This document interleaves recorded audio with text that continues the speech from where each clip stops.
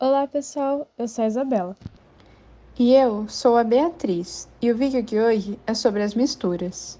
Misturas, por definição do dicionário, é a ação de misturar e resultado de muitas coisas postas em conjunto.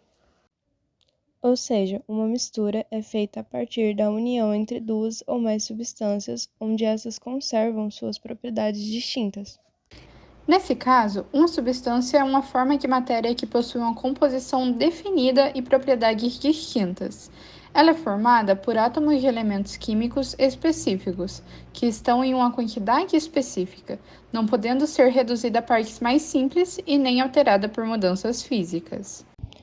Tal como a água, que possui fórmula H2O em qualquer um dos estados físicos, sem ser alterada por processos como a solidificação, o congelamento, ou a ebulição, a fervura. Quando falamos em misturas, podemos separá-las em dois tipos. Vocês sabem o que é uma mistura homogênea e uma mistura heterogênea? Em cada um dos casos, existem propriedades próprias que podem ser observadas a olho nu e que são usadas para separar as misturas entre essas duas classes. Uma mistura homogênea possui um prefixo vindo do grego homo, que significa mesmo ou igual. Nesse caso, o que significa que a composição das substâncias presentes é a mesma em toda a sua extensão. Outra maneira de identificarmos se é uma mistura é pela presença de fases. Você sabe o que é fase? Nós chamamos de fase quando se pode distinguir partes diferentes.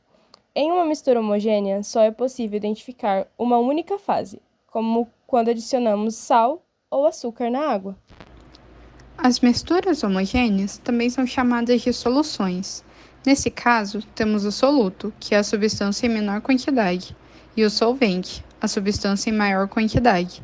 No caso da água e do sal, o sal é o soluto e a água é o solvente. Nas misturas heterogêneas, novamente o prefixo vem do grego hétero, que significa diferente. Nesse caso, a composição não é uniforme e, sendo assim, possui fases que normalmente podem ser identificadas a olho nu. As misturas heterogêneas podem apresentar duas ou mais fases. Isso pode ser observado pela diferença de cor e falta de uniformidade. Um exemplo disso é a mistura de limalha de ferro, um pó metálico, e a areia. Nesse caso, não importa o quanto se misture ou a diferença de quantidade das duas substâncias, a mistura continuará sendo heterogênea. Como nos exemplos, as misturas não necessariamente existem apenas no estado líquido, mas também podem ser gases ou sólidos. Um exemplo de solução gasosa é o gás de cozinha, o GLP, gás liquefeito de petróleo. Ele é produzido a partir de uma mistura de gases derivados do petróleo, altamente inflamável. No caso dos gases, todas as misturas apresentam uma única fase, portanto, são soluções ou misturas homogêneas. Agora que já sabemos como identificar as misturas, vamos entender como podemos separá-las? Pois tanto soluções heterogêneas quanto homogêneas podem ser criadas e separadas por conta das propriedades físicas das substâncias envolvidas. De qual maneira vocês acham que podemos separar as misturas? Vocês conhecem algum método? A separação pode ocorrer por meio de alguns métodos, como a destilação simples, evaporação, centrifugação, filtração, decantação, separação magnética, catação, entre outras. A destilação simples e a evaporação são ambas baseadas nas diferenças de pontos de ebulição dos componentes, isso é, no momento em que uma das substâncias começa a deixar o estado líquido e passa para o estado gasoso. No caso da destilação simples, o que ocorre é a evaporação parcial da mistura líquida. As substâncias que possuem um ponto de ebulição mais baixo vaporizam primeiro. Isso pode ser utilizado para separar o gás butano e a água. O butano é uma substância volátil, isso é, com ponto de ebulição baixo, bem abaixo do da água. Portanto, aquecendo essa mistura heterogênea, é possível separar ambos os líquidos. Já a evaporação pode ser usada tanto para soluções quanto misturas heterogêneas entre líquidos ou sólido-líquido. Nesse caso, aquece o líquido para que o mesmo evapore e o sólido permaneça no frasco.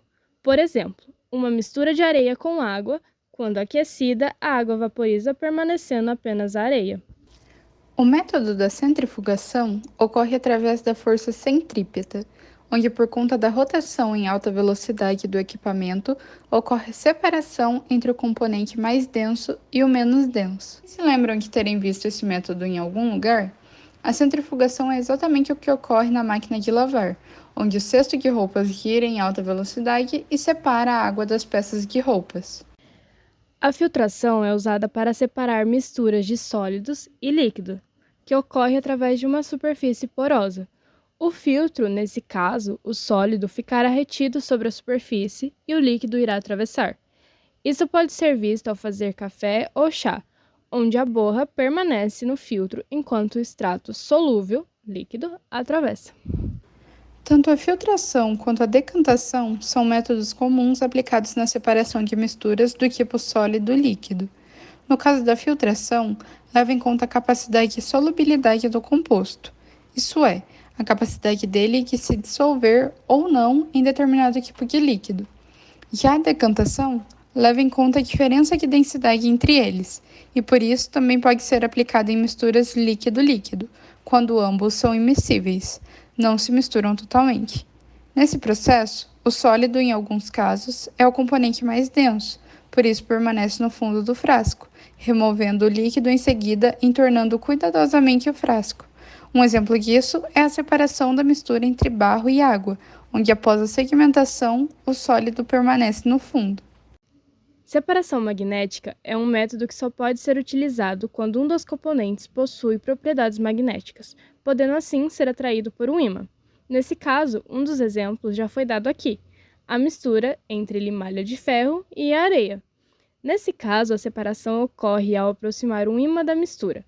Usa-se uma plataforma de plástico entre o ímã e a limalha, pois o contato direto entre os dois impede sua separação depois disso, enquanto a areia permanece inalterada na superfície, pois não possui propriedades magnéticas.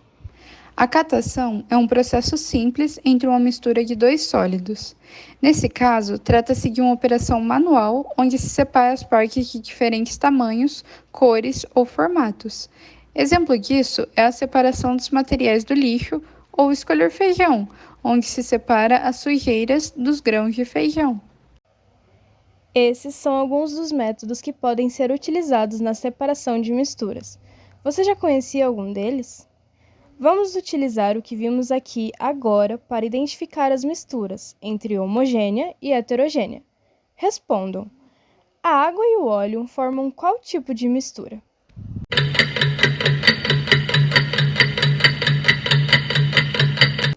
Se você disse que é heterogênea, você acertou! A mistura de água e óleo apresenta duas fases, pois os líquidos não se misturam, sendo immiscíveis entre si. E agora, se misturamos sal, açúcar e água, que tipo de mistura será obtida? Uma mistura homogênea, exatamente. A mistura de água líquida, sal e açúcar possui três substâncias, e ao misturar as três, o que ocorre é a dissolução do sal e do açúcar na água, obtendo no final uma única fase, ou seja, uma mistura homogênea, uma solução. As misturas estão presentes no nosso dia a dia sempre. Pensa no seu material escolar. É uma mistura heterogênea, não é? São diversos materiais, com cores, formatos e tamanhos diferentes. E esse é só um dos exemplos. Esse foi o vídeo de hoje, pessoal. Esperamos que tenham gostado. Abraços e até a próxima!